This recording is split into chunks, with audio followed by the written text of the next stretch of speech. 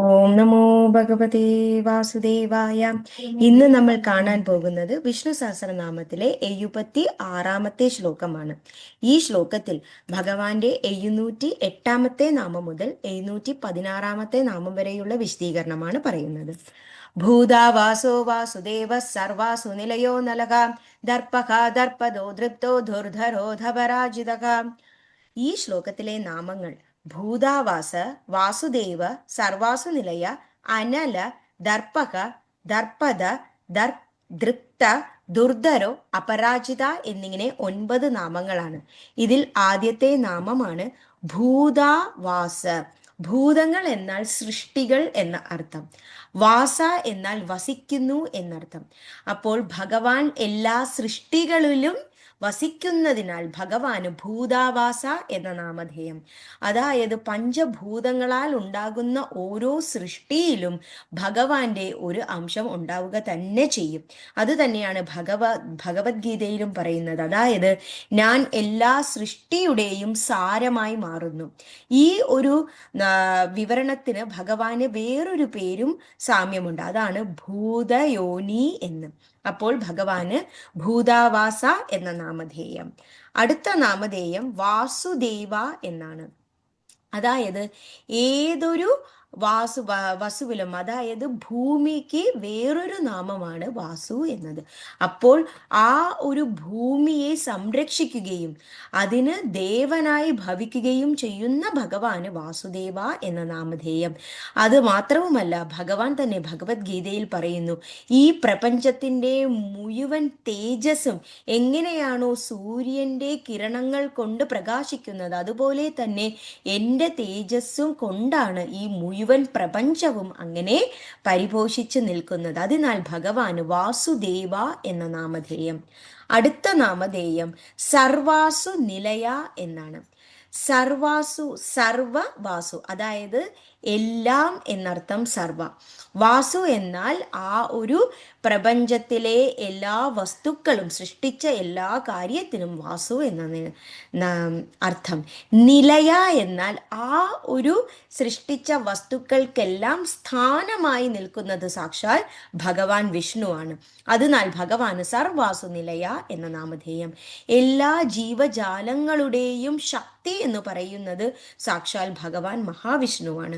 ആ ഭഗവാനെ തന്നെയാണ് ലക്ഷ്യമാക്കി ഓരോ സൃഷ്ടിയും ഓരോ ജന്മാന്തരങ്ങളായി പ്രവർത്തിച്ചു കൊണ്ട് നടക്കുന്നത്. അപ്പോൾ ഭഗവാൻ എല്ലാ സൃഷ്ടിയുടെയും ജീവിക്കുന്ന ആ ഒരു സാരത്തിന് മൂല്യമായി മാറുന്നതിനാൽ ഭഗവാന് സർവാസു നിലയ എന്ന നാമധേയം. ആ ജീവികളുടെയൊക്കെ പ്രാണനാണ് സാക്ഷാൽ ഭഗവാൻ മഹാവിഷ്ണു. ആ പ്രാണൻ എത്രത്തോളം ജീവാത്മാവിലുണ്ടോ അതുവരെയും ആ ജന്മം, ആ സൃഷ്ടി ഈ ഭൂമിയിൽ വസിക്കുന്നു. എപ്പോഴാണോ പ്രാണൻ ആ ഒരു ജീവാത്മാവിൽ നിന്നും വൈകുണ്ഠത്തിലേക്ക് പോകുന്നത്, ആ സമയം ആ ജീവാത്മാവ് തിരിച്ച് പഞ്ചഭൂതങ്ങളിലേക്ക് പോകുന്നു. അടുത്ത നാമധേയം അനല എന്നാണ്.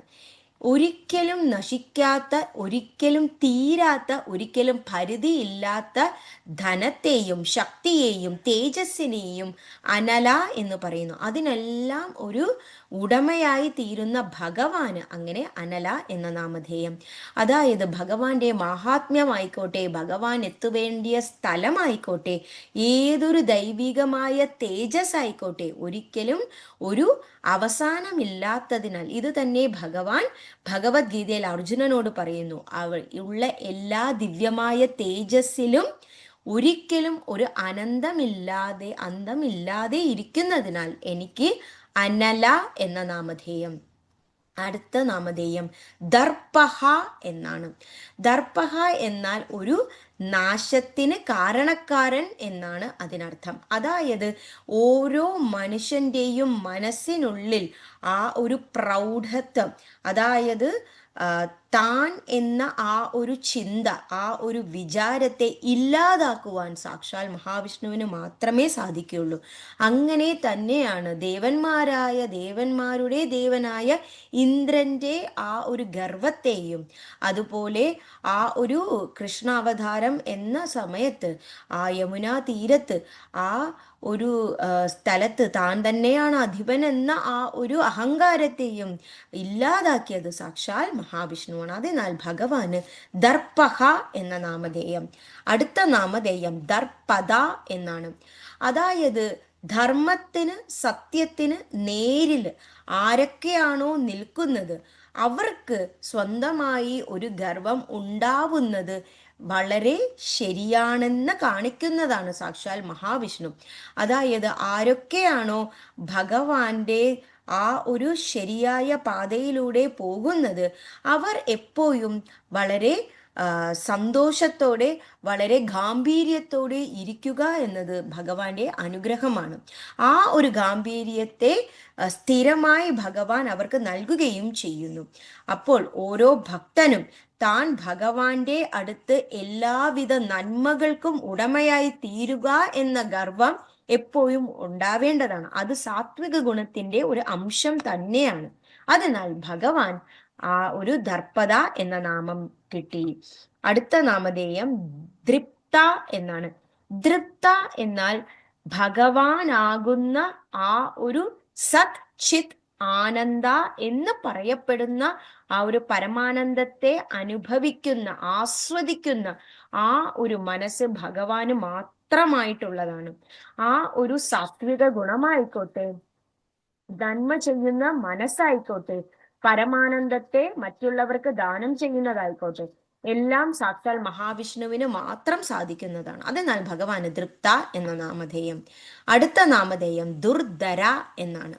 അതായത് ഒരിക്കലും കിട്ടാൻ സാധ്യമില്ലാത്തതിനെ ദുർധര എന്ന് പറയുന്നു. അതായത് ഭഗവാനെ അങ്ങനെ എളുപ്പം ഈ ലഭിക്കുക എന്നത് അസാധ്യമായി തോന്നുന്നത് ആ ധർമ്മപാതയിലൂടെ നടക്കുന്നവർക്ക് മാത്രമാണ്. അതായത് യോഗികളായിക്കോട്ടെ, ഒരേ ഒരു ലക്ഷ്യത്തോടെ ജീവിക്കുന്നവരായിക്കോട്ടെ, അവർക്കൊക്കെ ഭഗവാനെ സിദ്ധിക്കുക എന്നത് ഭക്തിമാർഗത്തിലൂടെ മാത്രമേ സാധ്യമുള്ളൂ. അത് എളുപ്പത്തിലുള്ള സാധ്യവുമല്ല.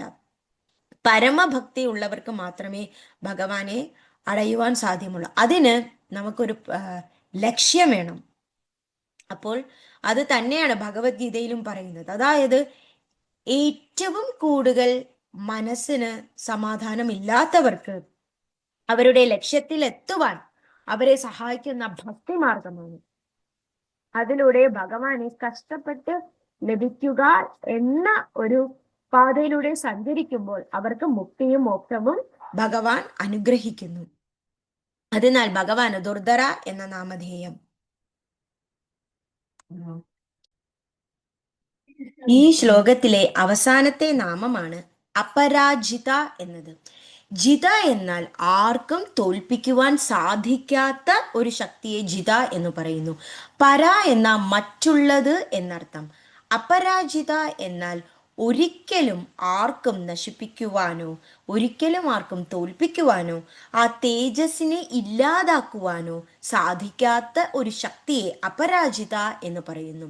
അതായത് ദേവന്മാരുടെ ദേവനായിരിക്കുന്ന മഹാവിഷ്ണു ദേവന്മാർക്ക് പോലും ഒരു അവസരത്തിൽ ഒരു സഹായത്തിന് വരുമ്പോൾ അപ്പോൾ അസുരന്മാരെ ഇല്ലാതാക്കിക്കൊണ്ട്, നശിപ്പിച്ചുകൊണ്ട് ആ ഒരു ഭഗവാൻ ദേവന്മാർക്ക് അവരുടെ സന്തോഷത്തെയും സമാധാനത്തെയും കൊടുത്തുകൊണ്ട് അങ്ങനെ ഭഗവാൻ ഒരിക്കലും തൻ്റെ നാശത്തിന് ഒരിക്കലും ഒരു കാരണമായി ഇല്ലാതെ, ഒരിക്കലും നാശം സംഭവിക്കാത്ത, അത് യുഗങ്ങളായിക്കോട്ടെ, സമയമായിക്കോട്ടെ, പ്രപഞ്ചമായിക്കോട്ടെ, എന്ത് തന്നെ ആയിട്ടുള്ള ഒരു അവസരത്തിലും ഭഗവാൻ അങ്ങനെ തന്നെ നിലനിൽക്കുന്ന ഒരു ശക്തിയാണ്. അതിനാൽ ഭഗവാന് അപരാജിത എന്ന നാമധേയം. അപ്പോൾ നമ്മൾ ഈ ശ്ലോകത്തിൽ കണ്ട നാമങ്ങൾ ഭൂതാവാസ, വാസുദേവ, സർവാസുനിലയ, അനല, ദർപ്പഹ, ദർപ്പദ, ദൃപ്ത, ദുർധര, അപരാജിത എന്നിങ്ങനെ 9 നാമങ്ങളാണ്. ഭൂതാവാസോ വാസുദേവ, സർവാസു നിലയോ നലക, ദർപ്പക, ദർപ്പദോ, ദൃപ്തോ, ദുർധരോ, തപരാജിതക. ശ്രീഹരേ നമഃ. ശ്രീഹരേ നമഃ. ഗോപികാ ജീവനസ്മരണം. ഗോവിന്ദ ഗോവിന്ദ. നാരായണ അഖില ഗുരോ ഭഗവൻ നമസ്തേ.